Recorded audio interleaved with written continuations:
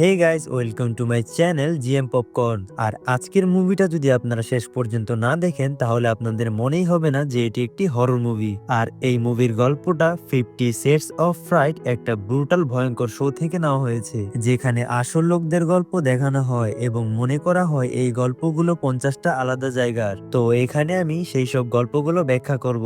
চলো শুরু করি প্রথম গল্প দিয়ে। গল্পের সিনেমার নাম হলো দি গোল্ডেন আর্ম। এই গল্পে আমরা তিনজন ক্যারেক্টারকে দেখতে পাই। প্রথমে অ্যান্ড্রি, দ্বিতীয় দেব, আর তৃতীয় দেবের স্ত্রী হেদার। আর এই গল্পটা অ্যান্ড্রি বলছে, যিনি দেবের কাছে কাজ করতেন।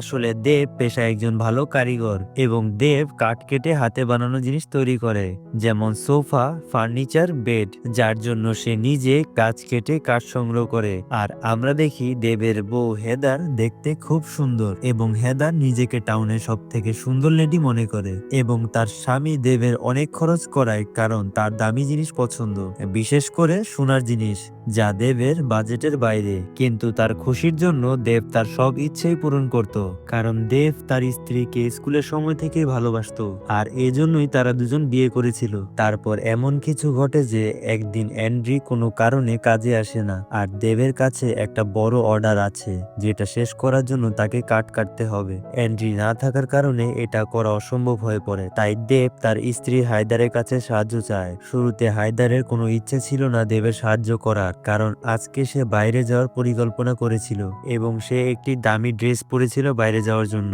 কিন্তু দেব তাকে বোঝানোর পর সে তার সাহায্য করতে রাজি হয়। তারপর তারা দুজন কাট কাটতে জঙ্গলে যায়, যেখানে হায়দারের মুখ দেখে স্পষ্ট বোঝা যায় যে সে এই কাজ করতে একদমই ইচ্ছুক নয়। তখন দেবের কথায় সে একটা দড়ি টাইট করে ধরে, কিন্তু ভুলবশত ওই দড়িতে একটা কাঠের টুকরো আটকে যায়। এই ব্যাপারে দুজন কোনো খেয়ালই করে না, আর দেব কাট কাটতে ওই আটকে থাকা কাঠের টুকরোর কারণে হায়দার গাছটির দিক পরিবর্তন করতে পারে না, ফলে হায়দার পড়ে যায় আর তার এক হাত খুব বাজেভাবে জখম হয়। সে দারুণ চিৎকার করছে আর চারিপাশে রক্ত ছড়িয়ে পড়েছে। দেব এটা দেখে ভয় পেয়ে যায়। সে বুঝে উঠতে পারে না যে হায়দারকে কিভাবে নিরাপদে বাইরে তোলা যায়। সে হায়দারকে বের করার জন্য অনেক চেষ্টা করে, কিন্তু হাতটা খুব বাজে করে আটকে আছে। তাই দেব হায়দারের হাতকে কুড়াল দিয়ে কেটে ফেলে। এরপর থেকে হায়দারের আত্মবিশ্বাস পুরোপুরি নষ্ট হয়ে যায়। সে মানসিকভাবে দুর্বল হয়ে পড়ে এবং ভাবতে শুরু করে যে সে আর আগের মতো সুন্দর নেই, আর সে সবসময় অনেক মন খারাপ করে থাকে। আর যখনই মিররে নিজের মুখ দেখে তখন ওর অনেক খারাপ লাগে। হায়দার সবসময় রাত জেগে কাঁদে,